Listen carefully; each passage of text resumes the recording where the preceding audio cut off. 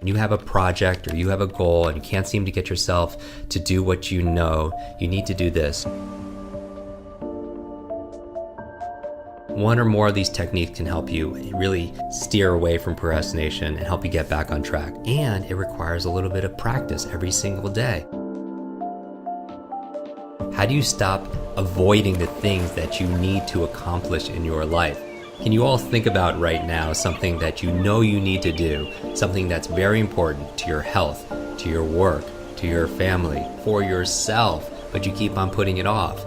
Procrastination really is the practice of doing more pleasurable things in a place of less pleasurable things. And so you're putting off impending tasks to a later time. Procrastination can lead to feelings of guilt, inadequacy, depression, self-doubt. I mean, it robs you from the life that you desire and the life you really deserve. So in this episode, I'm going to share with you my 5 quick brain tips on how to beat procrastination.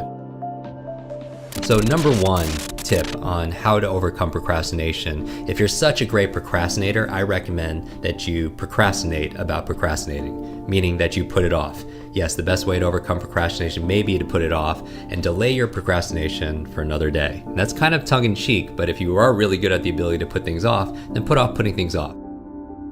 Number 2 is start somewhere.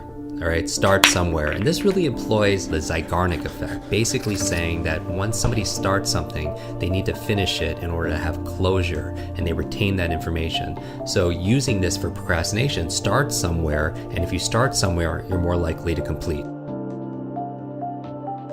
Number 3 is to break it down. Break it down. This is where you break down this project or your goal into bite-sized pieces, because one of the biggest challenges that keep you from doing the things that you need to do is sometimes you look at it like a really big monster, and it's so big and you don't even know where to start. And as the saying goes, the journey of 1,000 miles starts with 1 step. So you can do this with your workout. Instead of anticipating the entire workout, break it down. Tell yourself, I'm just going to put on my workout shoes and just get to the gym. This is employing a concept from B.J. Fogg, an amazing, brilliant man. He created this concept called tiny habits. So for example, if you can't get yourself in the habit of flossing your teeth, for example, which we know adds years to your life, he says just floss 1 tooth. Because who's going to floss just 1 tooth, right? You're going to obviously do the second and the third and the fourth, but this is breaking it down into tiny little steps because it's less intimidating than the big monster that you might have it in your mind that keeps you from doing what you need to do. And it requires a little bit of practice every single day. So I don't ask people just pick up a book and read it. I want them just to read 1 sentence, because I know they won't stop with 1 sentence. They'll go on the second sentence and the third and so on. And so the third step again is break it down.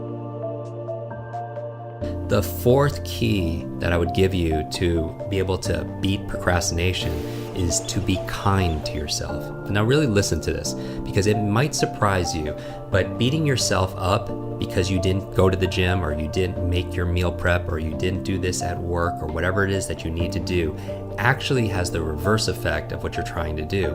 It actually, you would think that if you gave yourself some pain and some guilt that you're more likely to change your behavior, but according to research, it actually says the exact opposite. That a lot of us beat ourselves up and because we miss something that's good for us, and research in the area of self-compassion tells us that if you're kind to yourself, if you're light with yourself, you're more likely to be able to commit and follow through. So don't give yourself a lot of grief about not being able to make it to the gym, for example. Tell yourself, I'm human. This happens to the best of us. I'm going through a lot, but I'm going to do it tomorrow. So be light with yourself and make a plan so that you get it done. And that's really the key. The 5th thing I would recommend to be able to overcome like this thing called procrastination is to schedule it. And this sounds like it's obvious and it's common sense, but again, it's not common practice. And finally, here's a bonus one. I wasn't going to add this, but number 6, I would say, is come up with your why. Come up with your why. One of my favorite books is by a friend of ours named Simon Sinek. You might be familiar with his TED Talk.